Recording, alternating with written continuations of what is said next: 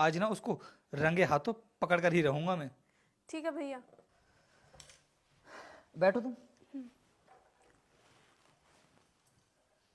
अनुष्का, अगर इस तरह तुम अपनी ननद को अपने साथ लेकर आया करोगी और किसी दिन अगर उसको हमारे ऊपर शक हो गया कि तुम मुझसे मिलने के लिए आती हो तो फिर बहुत बड़ी दिक्कत हो जाएगी। कोई बहाना बना कर ना अपनी ननद को घर पर ही छोड़ दिया करो। पता नहीं यार आज उसे क्या हो गया था, मेरी बात मानने के लिए तैयार ही नहीं थी। मैंने उसे इतना मना किया कि तू घर का काम कर ले, डॉक्टर से दवाई मैं ले आऊंगी, लेकिन नहीं, वो तो मुझसे कह रही थी कि मैं आपके साथ ही चलती हूँ। खैर, अब जो भी हुआ, लेकिन तुम आगे से ध्यान रखना।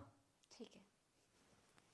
तुम ना दवाई देने के बहाने मेरे घर पर ही आ जाया करो, इससे किसी को शक भी नहीं होगा और हम आराम से मिल भी लिया करेंगे। अनुष्का, अगर मैं तुम्हारे घर पर दवाई देने के लिए गया तो मेरी बीवी मुझ पर शक करने लगेगी, क्योंकि मैं आज तक किसी के घर पर दवाई देने के लिए नहीं गया हूँ। और उसको हमारे बारे में पता चल गया ना कि मैं तुमसे मिलने के लिए आता हूँ, तो हमारा मिलना हमेशा हमेशा के लिए बंद हो जाएगा। इसलिए जैसा चल रहा है वैसे ही चलने दो, इसी में अच्छा है। हाँ, बात तो तुम बिल्कुल सही कह रहे हो।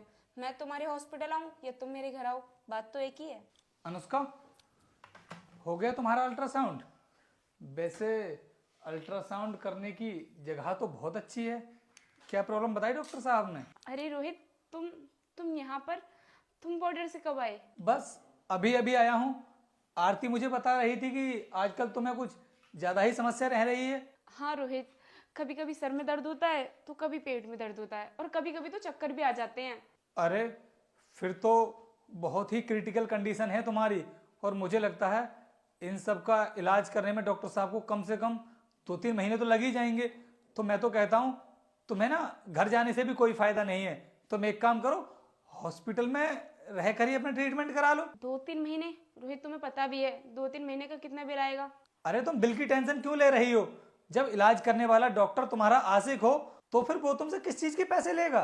वो तो तुम्हारा इलाज फ्री में करेगा। रोहित, तुम्हारा दिमाग तो सही है, तुम ये क्या बकवास किए जा रहे हो? और थोड़ा होश में रहकर बात करो। तुम्हें पता है मेरी कितनी रेपुटेशन है यहाँ पर, और फालतू का इल्जाम लगा रहे हो तुम मुझ पर। मुंह बंद करके खड़ा हो जा तू यहीं पर। मैंने तुझसे बीच में बोलने के लिए नहीं कहा है, जो बीच में बोल रहा है। तेरे हॉस्पिटल को तो मैं देखता हूँ और फिर देखता हूँ तू इस हॉस्पिटल को क्या चलाता है। भाभी, मेरे भैया आपसे कितना प्यार करते हैं और आप मेरे भैया को धोखा दे रही हो। आपको शर्म नहीं आई ये सब करते हुए? लेकिन रोहित, तुम्हें कैसे पता चल गया कि मैं डॉक्टर साहब के पास दवाई लेने के लिए आई हूँ? अनुष्का, मैं काफी टाइम से नोटिस कर रहा था, जब भी मैं तुम्हें फोन करता था और फोन पर बात करता था तो तुम मुझसे ज्यादा देर तक बात नहीं करती थी और सही से बात भी नहीं कर पाती थी। इसलिए मुझे तुम्हारे ऊपर ना शक होने लगा।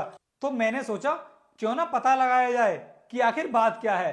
तो मैंने अपनी बहन को तुम्हारे साथ दवा लेने के लिए भेजा और आज ही मैं बॉर्डर से भी आ रहा था। तो इससे अच्छा मौका और क्या हो सकता था।